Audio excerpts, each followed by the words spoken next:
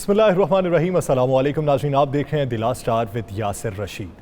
नाज़रीन, आए रोज़ कौमी असम्बली के इजलास में हंगामा आराई होती रहती है। कभी अपोजिशन अरकान इल्ज़ामात लगाते रहते हैं और कभी हुकूमती नुमाइंदगान की जानिब से इल्ज़ामात लगाए जाते हैं और यूँ मामूल की कार्रवाई आए रोज़ मुतासिर होती रहती है। बात करेंगे हम इस प्रोग्राम में कि हुकूमत की बजट की मंजूरी के बाद पोजीशन क्या है, इत्तेहादियों के अगले मूव क्या होंगे, अपोजिशन अपनी तहरीक क्या चला पाएगी और अगर तहरीक चलती है तो वो किस हद तक कामयाब होगी। इस सारे इशू पर बात करेंगे और साथ ही साथ क्या हुकूमत बजट की मंजूरी के बाद कामयाब करार पाई है या फिर अपोजिशन अपनी असल चाल अब चलेगी। इस सारे इशू पर बात करने के लिए वज़ीर आज़म के मुआविन खुसूसी बराए सियासी उमूर डॉक्टर शहबाज गिल हमारे साथ मौजूद हैं और सीनियर सहाफ़ी राना अजीम साहब हमारे साथ मौजूद हैं और आगे चलकर पाकिस्तान पीपल्स पार्टी के रहनुमा कमर ज़मान कायरा साहब हमें ज्वाइन करेंगे। सबसे पहले राना साहब आपकी जानिब आऊँगा, इस वक्त जो इत्तेहादी हैं वो किस हद तक मजबूत हैं हुकूमत के साथ खड़े रहने के लिए, अपोजिशन की अगली मूव क्या होगी और वो जो APC बुलाने के लिए इस वक्त एजेंडा चल रहा है, क्या वो वन एजेंडे पे APC बुलाई जाएगी या उसमें तमाम बटे हुए होंगे? बिस्मिल्लाहिर्रहमानिर्रहीम। देखें यासर, एक चीज़ तो ज़हन में रखिएगा, इत्तेहादियों को हुकूमत के अलावा किसी और तरफ जाने का जहाँ तक ख्याल है ना, जो कुछ लोग कह रहे हैं कि किसी और तरफ बाकी इत्तेहादी भी चले जाएंगे। जो बलूचिस्तान के इत्तेहादी गए हैं वो भी, अब मैंने फिर पहले भी कहा था, हो सकता है कुछ दिनों बाद वापस आ जाएँ या वो न्यूट्रल हो जाएँ। उन्हें पता है कि अपोजिशन से वो कुछ नहीं मिलना जो मौजूदा हालात में मौजूदा हुकूमत से मिल सकता है, इसलिए मज़ीद किसी इत्तेहादी का टूट कर जाना मुमकिन नहीं। मेरे पास वो इतलात हैं कि वज़ीर-ए-आज़म पाकिस्तान इमरान खान जो हैं, इन्होंने जिस दिन खाना इशाइया दिया, इशाइया के बाद जिस तरह बजट बासानी इन्होंने मंजूर किया, गो उसमें कहा जा रहा है कि इनके पास इनकी तादाद ज़्यादा होनी चाहिए थी, लेकिन फिर अपोजिशन की भी तादाद ज़्यादा होनी चाहिए थी। अपोजिशन के भी कुछ परिंदे जो हैं वो मौजूद नहीं थे। इनमें से इनके 3 MNA जो हैं वो पाकिस्तान से बाहर थे।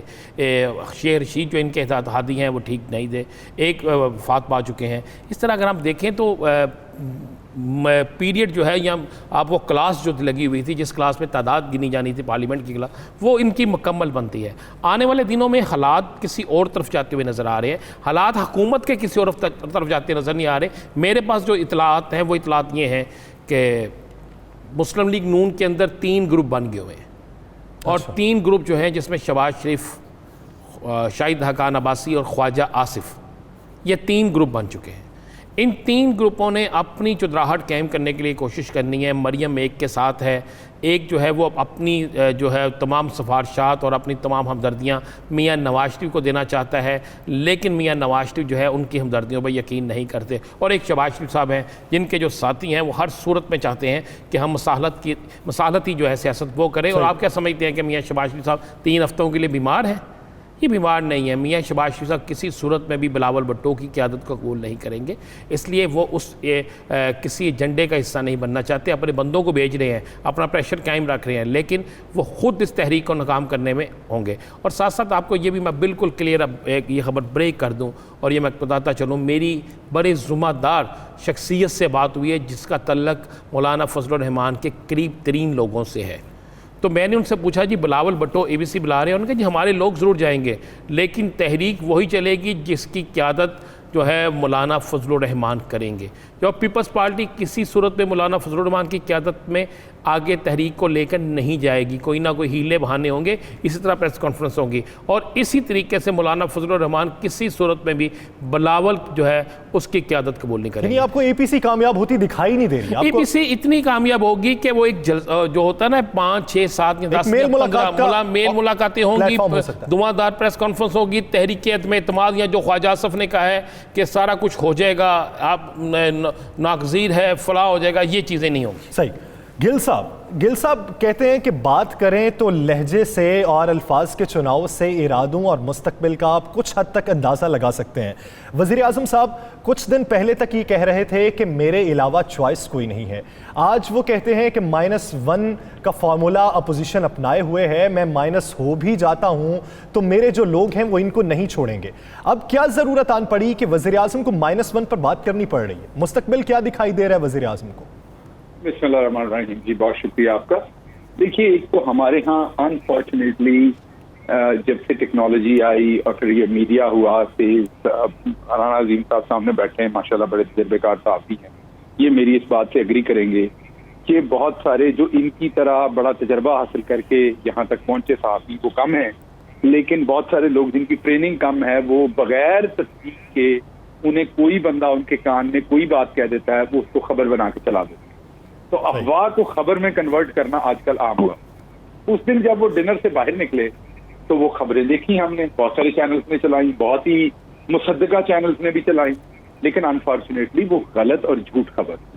प्राइम मिनिस्टर ने किसी स्टेज पे नहीं कहा कि मैं आखिरी ऑप्शन, बिल्कुल नहीं कहा। वो ना ही उन्होंने कहा, ना इस कॉन्टेक्स्ट में बात हुई, ना लफ्ज ये थे ना कॉन्टेक्स्ट ये था।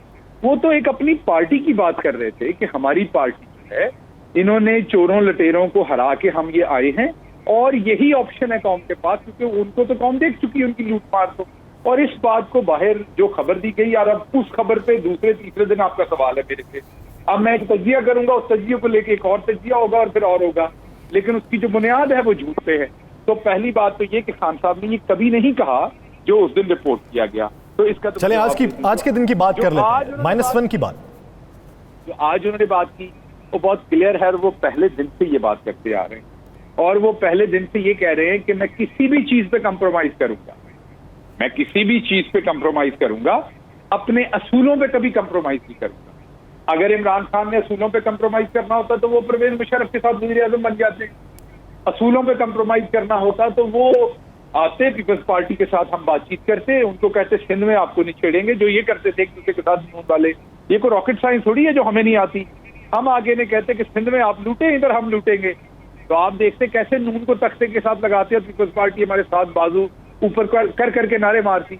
लेकिन इमरान खान साहब का पहले दिन से कौम के साथ ये वादा है कि वो कभी भी ऑब्जेक्टिव पे कंप्रोमाइज नहीं करेंगे। अपना जो मिशन है, मिशन क्या है? इंसाफ सबके लिए, अकाउंटेबिलिटी सबकी बराबर, रूल ऑफ लॉ, इसके ऊपर किसी किस्म का कंप्रोमाइज नहीं हो रहा। तो उन्होंने जो आज अपने खिताब में फरमाया वो ये फरमाया कि आप मुझे डराते हैं कि -1 करा लेंगे, कर लेंगे, मेरी हुकूमत गिरा देंगे, आप जो मर्जी कर लें, जब तक मैं हूं मैं किसी सूरत अपने मिशन से पीछे नहीं हटूंगा। ये उनकी स्टेटेड पोजीशन है, आज नई नहीं है। ऑफ कोर्स उन्होंने तकरीर में कहा, तो अब इसमें तबसरे भी होंगे, बातें भी होंगी, लेकिन ये इमरान खान की पहले दिन से कई दफा, बहुत दफा हमारे सामने भी कह चुके हैं, पब्लिकली भी पहले भी वो कह चुके हैं कि मेरी हुकूमत जाती है तो जाए, लेकिन मैं कंप्रोमाइज इन चोरों के साथ नहीं करूंगा, मैं NRO नहीं दूंगा। ये आज पहले दिन नहीं कहा, पहले भी कहते हैं। तो गिल साहब, इत्तेहादी किन यकीन दहानियों पे साथ खड़े हैं? क्योंकि शाहजैन बुगटी साहब ने तो मुलाकात कर ली बिलावल भुट्टो जरदारी साहब से, तो क्या आपको लगता है कि इत्तेहादियों को इस मुलाकात से शय मिलेगी अपोजिशन के पास जाने के लिए, या फिर हुकूमत ने उनके सामने ऑप्शन ही बेहतरीन रख दिए हैं कि वो किसी जानिब मूव भी नहीं कर सकते? ये तो आपको इत्तेहादी बता सकते हैं, मैं नहीं बता सकता माजरत के साथ। मैं तो सिर्फ आपको जो तजजिया मेरे लीडर की जो बात है उस पर आपको कर दिया है कि मुझे जिस इमरान खान का पता है, उस इमरान खान के साथ एक बंदा भी नहीं खड़ा होगा तो वो फिर भी अपने नजरिए से पीछे नहीं हटेगा। हमारी अपनी सारी पार्टी भी हट जाए तो वो अकेला भी खड़ा हो, आखिरी बंदा भी अगर खड़ा होगा तो इमरान खान अपने नजरिए के ऊपर खड़ा रहेगा, ये मैं उनको जानता हूँ।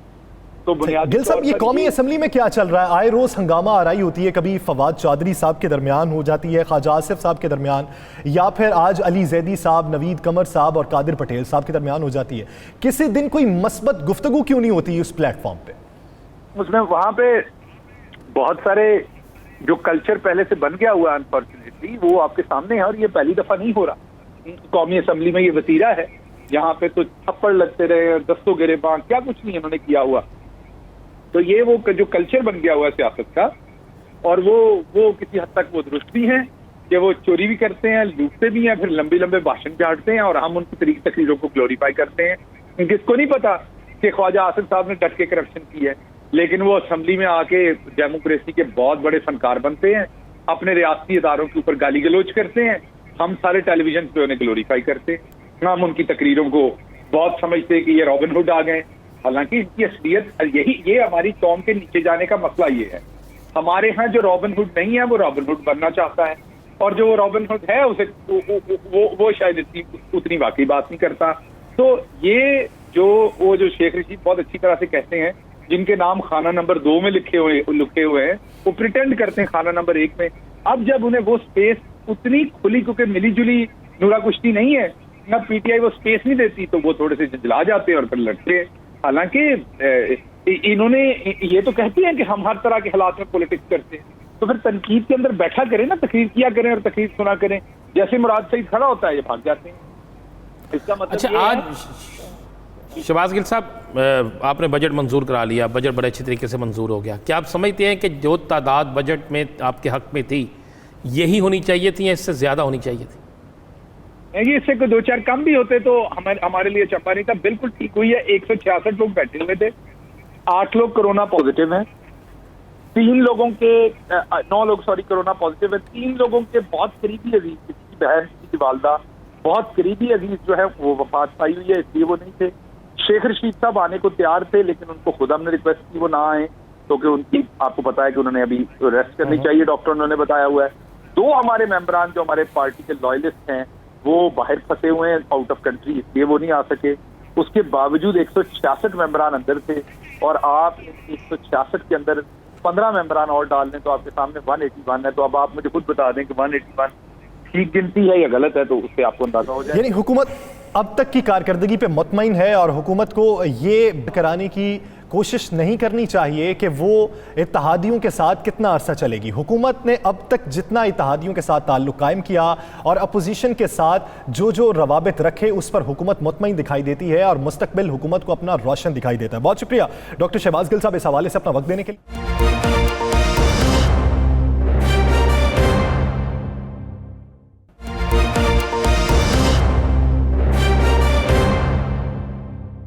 नाज़रीन, कमर ज़मान कायरा साहब ने हमें ज्वाइन कर लिया है। कमर साहब, बहुत शुक्रिया आपके वक्त का। कायरा साहब, सबसे पहले बात ये होगी कि ऑल पार्टीज जो कॉन्फ्रेंस है वो कब बुलाए जाने का इम्कान है? क्या 1 एजेंडे पे ये कॉन्फ्रेंस बुलाई जाएगी, और अगर बुलाई जाती है तो पाकिस्तान मुस्लिम लीग नून आपको कहां पे खड़ी दिखाई देती? शहबाज शरीफ साहब अलील हैं, जो ही उनकी तबीयत ठीक हो जाएगी डेट इसकी आ जाएगी। इस पे प्रिंसिपली सारी जमातें एग्रीड हैं, और ये मोस्ट लाइकली एक हफ्ते के टाइम में ये मीटिंग का इनेकाद होगा, उम्मीद ये है। और जहाँ तक ताल्लुक इसके एजेंडे का है, वो कोरोना इशू उसके एजेंडे का हिस्सा है। जो गवर्नमेंट ने इस वक्त बजट बनाया, कोरोना का बजट नहीं है, बल्कि इस बजट के ऊपर सारी अपोजिशन ने इसको मुस्तरद किया है। ये इशू है पाकिस्तान के अंदर इस वक्त जो हमारी गंभीर सूरत हाल है, इकॉनमी की सूरत हाल है, ये इसका इशू है। 18वीं तरमीम NFC को जिस तरह हुकूमत टैकल कर रही है या उस पर जिस तरह खेल रही है, वो कौमी सलामती के साथ खेलने के दरपे है। तो ये वो इशूज़ हैं कि इससे कैसे ओहदा बरा हुआ जाए, और अब शायद इसमें यह भी एजेंडा शामिल होगा कि किस तरह इस हुकूमत से, जो नारे तो अवाम दोस्ती के लगाती रही, लेकिन अवाम दुश्मनी पे मुंतज हुई है, कि उनका हर कदम अवाम की ज़िंदगी तंग करने में, अजीरन करने में साबित हुआ, तो इससे किस तरह जान छुड़ाई जाए, ये उसका क्या -1 भी एजेंडे का हिस्सा होगा? -1 कोई नहीं होता जी, -1 का कोई तस्वर नहीं होता। ना हम किसी -1 के कल हक में थे, ना आज हक में है। ये किसी का फैसले का हक नहीं है। -1 करने का हक सिर्फ अवाम के पास है, अवाम के नुमाइंदों के पास है। जिसके साथ अक्सरियत होगी उसको ऐवान में रहना चाहिए। ये -1 बेसिकली अथॉरिटेरियन रूल के, अथॉरिटेरियन माइंड की पैदावार है। इस तरह की कोई सोच नहीं है। कायरा साहब, राना अज़ीम बोल रहा हूँ, मुस्लिम लीग नून जो है वो बार बार उसके लीडर 6 दफ़ा कह चुके हैं, और आज भी कहा उन्होंने, वो -1 के फार्मूले को आगे लेकर जा रहे हैं। पीपल्स पार्टी इस हक में नहीं है, तो किस तरह ये इत्तेहाद या किस तरह ये मुत्तहिदा अपोजिशन आगे चलेगी? देखिए, वो कह रहे हैं कि हुकूमत को जाना चाहिए, वो कह रहे हैं कि वज़ीर आज़म को मुस्ताफ़ी होना चाहिए, हम भी कह रहे हैं होना चाहिए। वो कह रहे हैं कि वज़ीर आज़म को जब तक वो हैं ये मुल्क खतरे में होगा, दिन ब दिन ज़िंदगियाँ तंग होंगी, हम भी यही कह रहे हैं। इससे -1 कहाँ हो गया? -1 तो होता था पीपल्स पार्टी के लिए कि जी आप पहले बीबी शहीद को अलग कर दे तो बस ठीक चल जाएगा काम, -1 हो जाएगा। ये राना तनवीर और ख्वाजा आसफ ने कहा है ना, ख्वाजा आसफ ने गुजारिश करो ना कि ये तस्वर हमारे साथ ही चला। ख्वाजा साहब की बात जहां तक मैं समझा, वो वजीर आजम साहब के जाने की बात कर रहे हैं, इनको जाना चाहिए और नई हुकूमत बननी चाहिए, ये बात जो मैं समझा। नहीं, उन्होंने तो बकायदा, कायरा साहब मैं वही अर्ज करना, उन्होंने तो बकायदा मैं फिर वजात करता हूँ ये लफ्ज जो -1 के हैं, ये हमेशा अथॉरिटेरियन रूल की तरफ से आए और ये पीपल्स पार्टी के खिलाफ होते रहे, फिर मुस्लिम लीग के खिलाफ भी चले ये लफ्ज। जब मियां नवाज शरीफ को हटाने की बात, पहले बीबी शहीद को अलग कर दो, ओके -1 फार्मूला था। जरदारी साहब को अलग कर दो, -1 फार्मूला था। मियां नवाज शरीफ को हटा दो, शहबाज शरीफ को ले आओ, -1 फार्मूला। इस तरह का कोई फार्मूला हम ना कह रहे हैं ना उसको सपोर्ट कर रहे हैं। हाँ, तब्दीली ये हुकूमत की बात की जा रही है और उसमें कोई शक नहीं। सही। कायरा साहब, अगर एपीसी को लीड करते हैं बिलावल भुट्टो जरदारी, तो क्या आप ये समझते हैं कि मौलाना फजलुर रहमान आपके साथ खड़े होंगे? हम तवक्को करते हैं, बिलाशुबा मौलाना फजलुर रहमान साहब हमारे साथ थे, हैं। गिले शिकवे जरूर होंगे, उन्हें हमसे होंगे, हमें उनसे होंगे, हो सकते हैं, लेकिन कोई वजह नहीं है। मौलाना फजलुर रहमान साहब की जमात जब परसों प्रेस कॉन्फ्रेंस हुई बजट से पहले, तो उसमें भी वो साथ शामिल थे। जो रेजोल्यूशन जिसके जरिए मुश्तरका अपोजिशन ने इस बजट को मुस्तरद किया, उसमें भी उनकी जमात शामिल थी और अकरम खान दुरानी साहब मौजूद थे। कायरा साहब, अदम इत्मीनाद की तहरीक ऑप्शन है?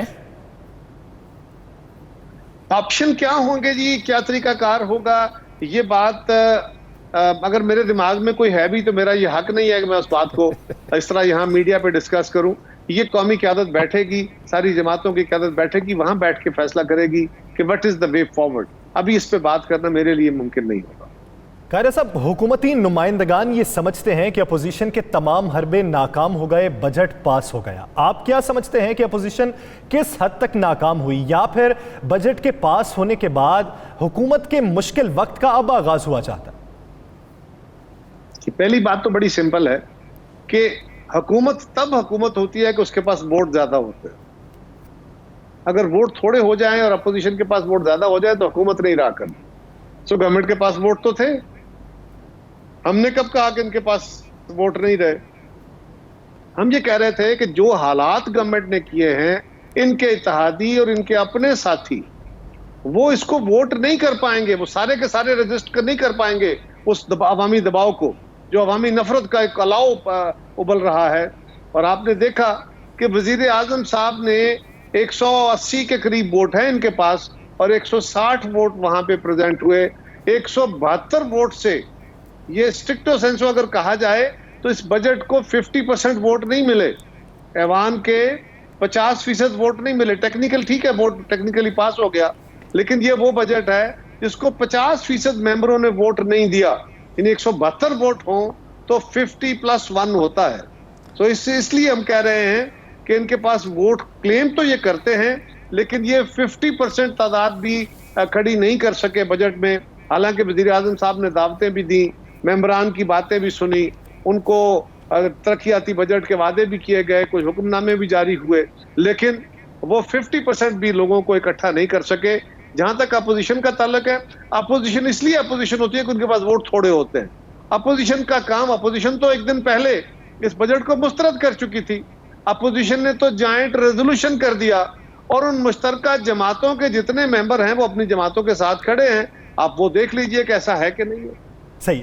कायरा साहब, शाहजैन बुगटी साहब ने बिलावल भुट्टो जरदारी साहब से मुलाकात की और उसके बाद बुगटी साहब काफ़ी पुरुमीद थे और उन्होंने बिलावल भुट्टो जरदारी के सियासी विजन को भी सराहा कि वो बलोची अवाम के हक में बात कर रहे हैं। क्या आपको लगता है कि इस मुलाकात के बाद जो दीगर इत्तेहादी हैं पाकिस्तान तहरीक इंसाफ के, वो भी पाकिस्तान पीपल्स पार्टी से ताल्लुकात बढ़ाने के लिए या राब्ते बढ़ाने के लिए कोशिश करेंगे? देखिए, पाकिस्तान पीपल्स पार्टी एक सियासी जमात है, इस मुल्क की नुमाइंदा जमात है, और पाकिस्तान की मुख्तलिफ सियासी जमातें, वो नून लीग हो, वो काफ लीग हो, वो बुगटी साहब हो, बाकी जमातें हो, वो मुख्तलिफ औकात में हमारे साथ इकट्ठे रहे हैं। सो आज भी हम अपोजिशन में हो या हुकूमत में हो, हम हर दौर में सब जमातों को साथ लेकर चलने की कोशिश करते हैं और माजी से सीखते हैं। यही एक तरीका है। खान साहब का अपना वतीरा है, वो तो इत्तेहादियों को साथ लेकर चलने को तैयार नहीं है।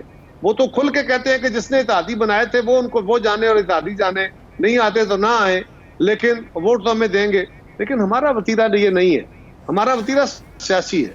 तो पीपल्स पार्टी के ऊपर सियासी जमातें एतमाद करती हैं और वो हमारे साथ राब्ते में रहती हैं। भले हम इकट्ठे हों या ना हो, वो हुकूमत में हो, हमारे साथ ना हो, तो भी हमारे साथ मुलाकातें रहती हैं और हमारे साथ एक वर्किंग रिलेशनशिप मौजूद रहती है।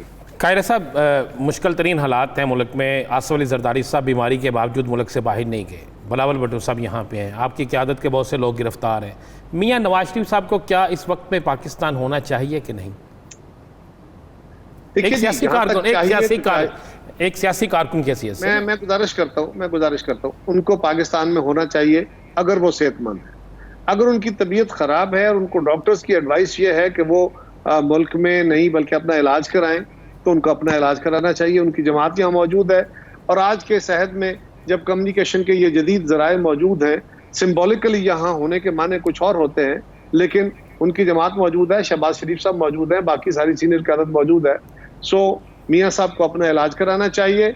और क्योंकि वो तो हाउस के मेंबर भी नहीं है कि उन्होंने वोट डालना हो, लेकिन जहां तक उनकी एडवाइस लेने की है तो आप सेफ लाइंस भी अवेलेबल हैं आजकल तो जी, जूम का और स्काइप का, और मैं अपने घर बैठा हुआ अपने फोन पे आपके साथ लाइव प्रोग्राम कर रहा हूँ।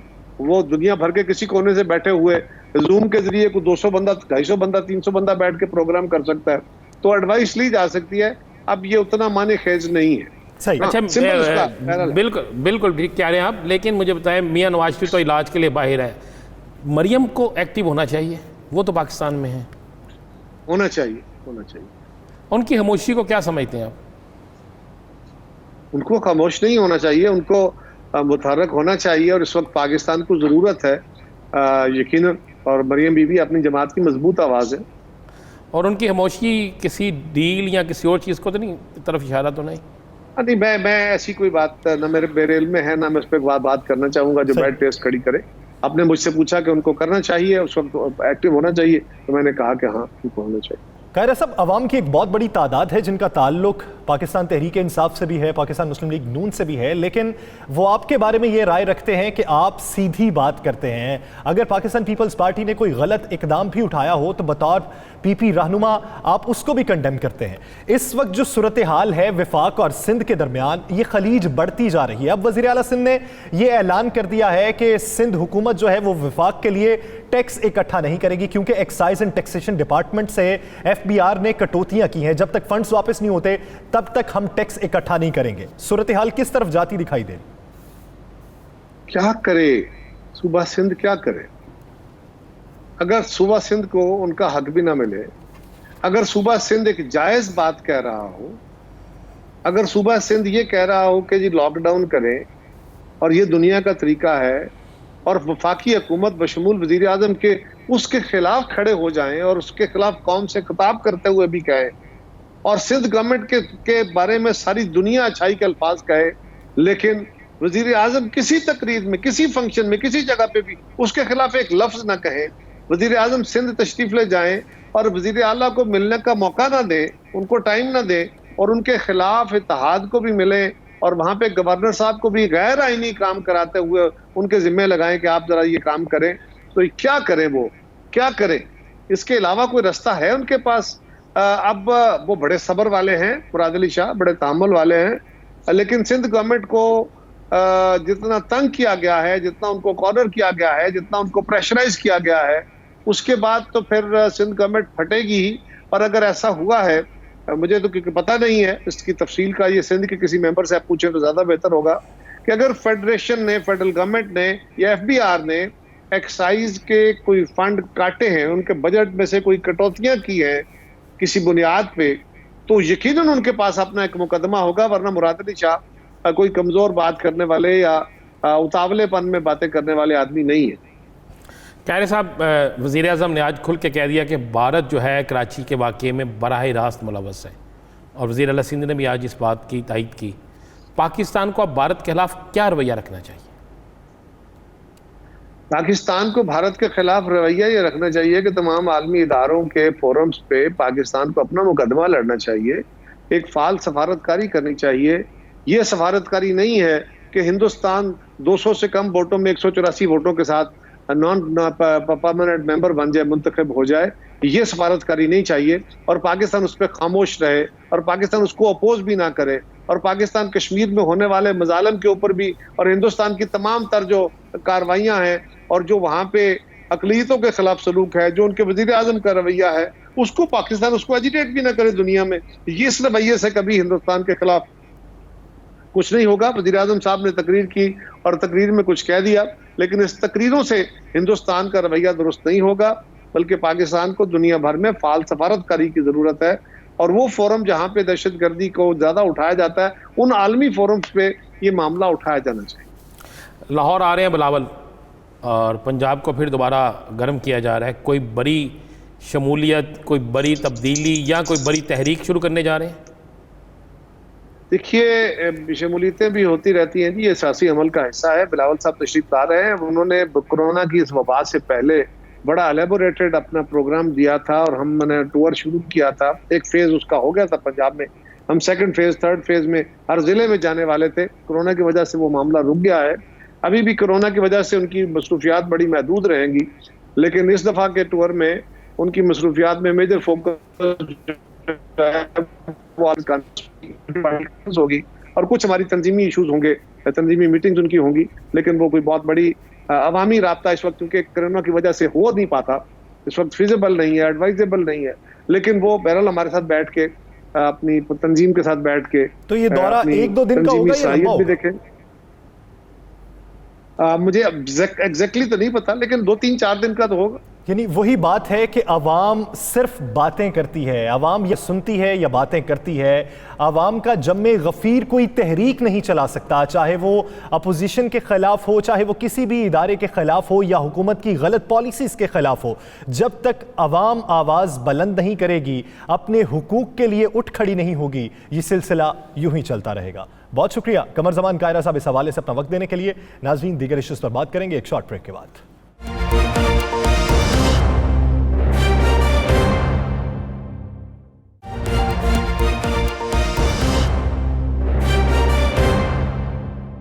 Welcome back.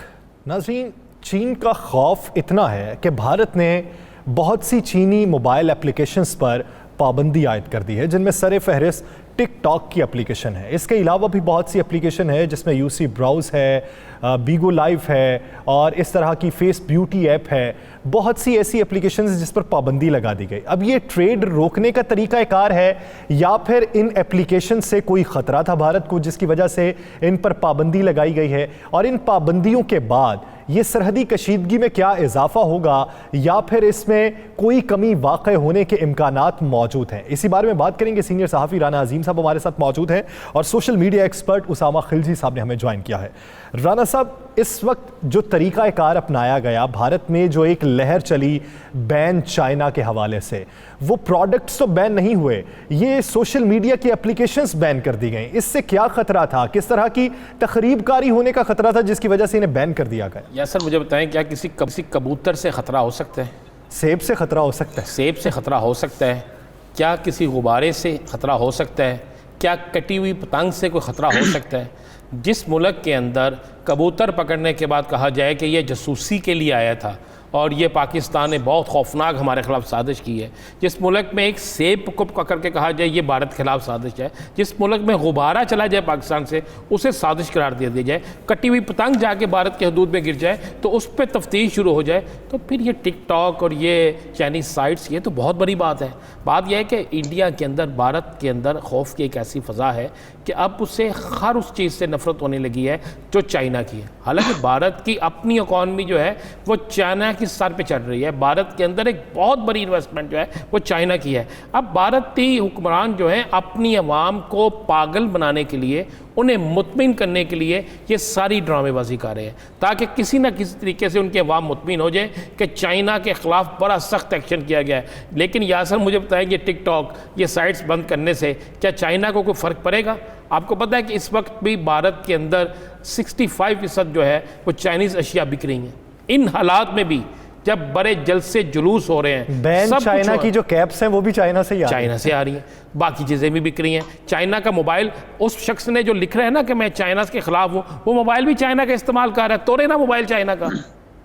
ये सारा कुछ हो रहा है, इससे कुछ नहीं होगा। ये अपनी आवाम को सिर्फ पागल बनाने के लिए, उन्हें धोखा देने के लिए ये एक ड्रामेबाजी है। उसामा खिलजी साहब, 20% जो यूज़र हैं अब तक के टिकटॉक के, उनकी जो तादाद है वो भारत में मौजूद है। ये एप्लीकेशंस बंद कर देने से, टिकटॉक बंद कर दिया, एंटरटेनमेंट की एप्लीकेशन थी, अब उसका कमर्शलाइज यूज़ शुरू हो चुका था। ये बंद करने से और ये दूसरी जो एप्लीकेशंस बंद कर देने से भारत को फ़ायदा क्या होगा, नुकसान कितना है, और क्या इससे वाकई कोई ख़तरा हो सकता था?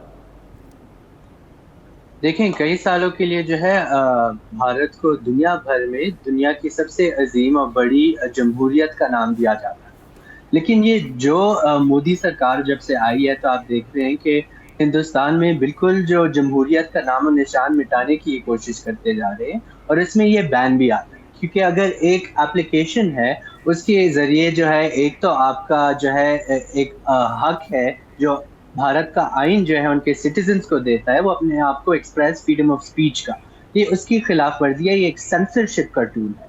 और दूसरा जो बड़ा इसका नुकसान होगा सेंसरशिप का, इस ऐप्स को बैन करने का, वो माशी है। क्योंकि अगर आप देखें कि टिकटॉक और दीगर जो ऐप्स हैं, इनके ज़रिए इतनी ज़्यादा इकोनॉमिक एक्टिविटी अभी दुनिया भर में शुरू हो रही है।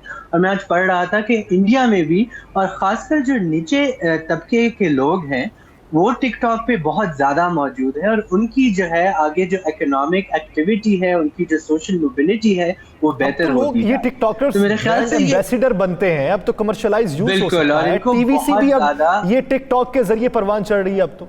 बिल्कुल, बहुत ज़्यादा फ़ायदा होता है। तो मेरे ख्याल से मोदी ने बहुत गलत स्टेप लिया है, और भारतीय जो सिटीजन्स हैं वो भी मेरे ख्याल से इसकी खिलाफ वर्जी करेंगे। जिस तरह आपने कहा, दुनिया में 20% टिकटॉक के जो यूजर्स हैं वो इंडिया में है। इंडिया में सबसे ज़्यादा डाउनलोड की गई ऐप टिकटॉक है।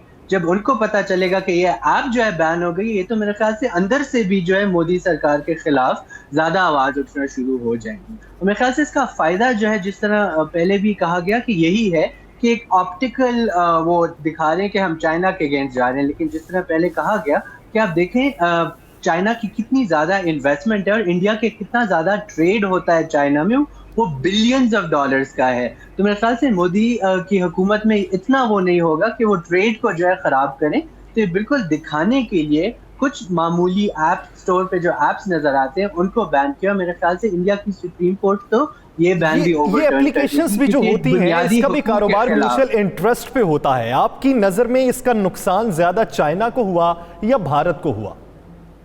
मेरे ख्याल से ज़्यादा नुकसान इसका भारत का ही होगा। इस किस्म की जो सेंसरशिप होती है, इसका जो कॉस्ट होता है वो लोकल इकोनॉमी को बहुत ज़्यादा होता है, और इसकी वजह से दीगर जो आईटी का बड़ा मरकज़ समझा जाता है इंडिया, तो दीगर ममालिक भी इसमें इन्वेस्टमेंट नहीं करेंगे। वो कहेंगे कल को हमारे मुल्क की ऐप्स या हमारे मुल्क की सर्विसेज भी इंडिया में एकदम से बैन हो सकती हैं। तो ये जो फॉरेन इन्वेस्टमेंट होती है उसको भी इम्पैक्ट कर सकता है, स्टॉक मार्केट को भी इम्पैक्ट कर सकता है, क्योंकि आप एक ऐसा एनवायरनमेंट बना रहे हैं मुल्क में जहाँ लोग इन्वेस्टमेंट ना कर सकें बाहर मुल्क से, जो इंडिया में काफ़ी ज़्यादा होती है। राना साहब, जैसा कि उसामा खिलजी साहब ये बात कर रहे हैं कि ये अपने ही मुंह पे तमांचा होगा इस तरह के जो इकदामात हैं, तो अगर तो ट्रेड रोकनी है तो आप बुनियादी तौर पे सरहदी ट्रेड रोकिए, तमाम ताल्लुकात को ख़त्म कीजिए। ये स्पेसिफिक जो एप्लीकेशंस हैं उनको डीलिस्टेड करने के मकासद क्या हैं? ये तो लोग जो अपनी निचले तबके की आवाम है, आप अगर देखें, अगर आपने टिकटॉक की एप्लीकेशन अगर देखी हो तो उस पर अगर आप देखें तो भारत के जो लोग हैं जो दूर दराज के गाँव में बसते हैं, वो टिकटॉक पे आके अब व्लॉग बनाते हैं, ब्लॉगर्स हैं, वो सारे टिकटॉक पे आ गए। उनको जब पता चलेगा ज़रिया मुआशी ख़त्म हो गया, वो पॉपुलैरिटी ख़त्म हो गई, तो उनके पास दीगर क्या ऑप्शंस होंगे हुकूमत के खिलाफ एहतजाज करने के अलावा? देखें, बिल्कुल उन्होंने दुरुस्त कहा है कि इसमें सबसे बड़ा जो नुकसान है वो भारत का अपना होगा, और इंटरनेशनल जो कुव्वतें हैं या वो तमाम तंजीमें, बैनुल अक़वामी तंजीमें जो आज़ादी सहाफ़त, आज़ादी राय का नाम लेती हैं, वो भी इस पर बोलेंगे। और दूसरे बात, इंडिया, भारत जो है उसके अंदर जितनी इन्वेस्ट करने वाले मुल्क हैं जहाँ से सारा कुछ आ रहा है, वो भी अब आहिस्ता आहिस्ता बाकी चीज़ों को भी बंद करना शुरू कर देंगे। कि अगर दुनिया का सबसे बड़ा इन्वेस्टर चाइना जो है, दुनिया का इस वक्त सबसे बड़ा इन्वेस्टर है, अगर उसके साथ भारत के अंदर ये हो रहा है तो बाकी ममालिक के साथ क्या हो सकता है? देखें, ये खुद ब खुद नरेंद्र मोदी ने अपने खिलाफ एक तहरीक बनवा देनी है, और आप देखेंगे आने वाले चंद दिनों में, ज़्यादा दूर नहीं है, चंद दिनों में वो तमाम लोग जो टिकटॉक इस्तेमाल करते थे, जो चाहते थे, जो जिनके जहन में था कि ये एक बहुत बड़ी एजुकेशन है, ये एक बहुत बड़ा कारोबार है, वो लोग बाहर निकल आएंगे। खुद भारत की जो बिजनेसमैन कम्युनिटी है, जो बिजनेस से तल्लुक़ रखते हैं, जिन्होंने बड़ी सरमायाकारी की है, वो किसी सूरत में इसको अफोर्ड नहीं करेंगे। पहले ही मुआशी बहरान का शिकार है भारत, सरहदी कशीदगी में भी इजाफा होता जा रहा है, हमसाया ममालिक से भी ताल्लुकात ख़राब किए हुए हैं, और ऐसे वक्त में आके इन एप्लीकेशंस पर पाबंदी लगा देना, और ना सी पाबंदी सिर्फ अपनी आवाम को राम करने के लिए, ये इक़दामात पर भारत को मुंह की ही खाना पड़ सकती है, भारत का अपना ही नुकसान होगा। नाज़रीन, भारत में इसराइल के बढ़ते रवाबित और ताल्लुकात और पाकिस्तान और चाइना के खिलाफ इन दोनों की मिल के साजिशों पर बात करेंगे एक शॉर्ट ब्रेक के बाद।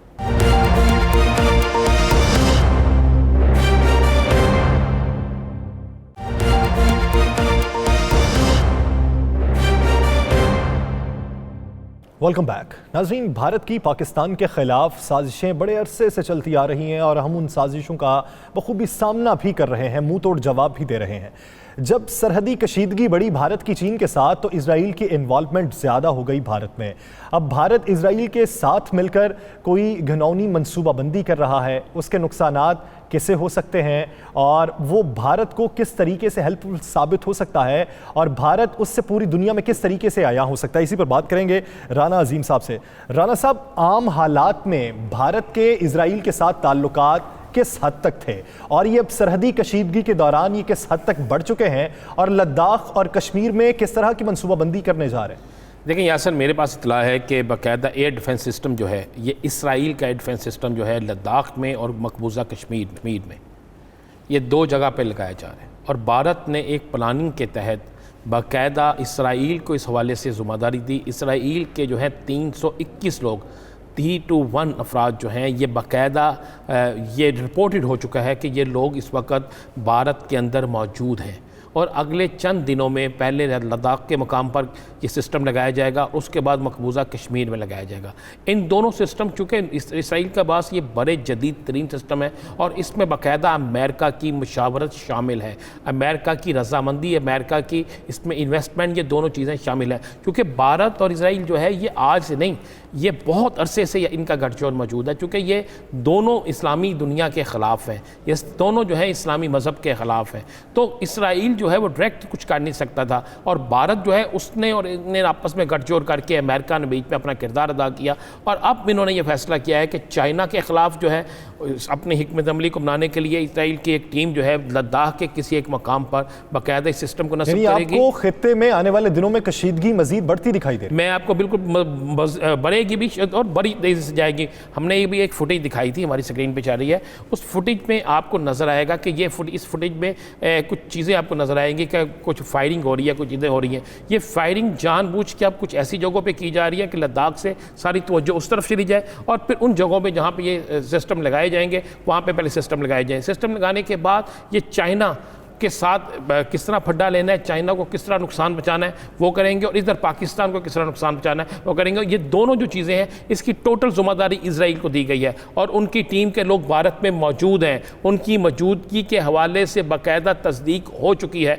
और आने वाले चंद दिनों में आप देखेंगे कि ये खौफनाक सा जो कोई काम है, या खौफनाक सा कह सकते हैं साजिश जो है, या कोई ऐसा धमाका हेज चीज़ करने जा रहे हैं जिससे बहुत बड़ा नुकसान हो सकता है। ये उनकी प्लानिंग का हिस्सा है, और ये सारी साजिश जो है इसमें जो सबसे अव्वल दस्ते का किरदारदार कार है वो इसराइल का है। लेकिन नतीजा क्या निकलेगा? कुछ भी नहीं निकलेगा। मैं आपको बताऊँ, अगर हम तक इतला पहुँच गई है, अगर मेरे पास इंफॉर्मेशन है तो चाइना के पास भी होगी, पाकिस्तान के अदारों के पास भी मौजूद है।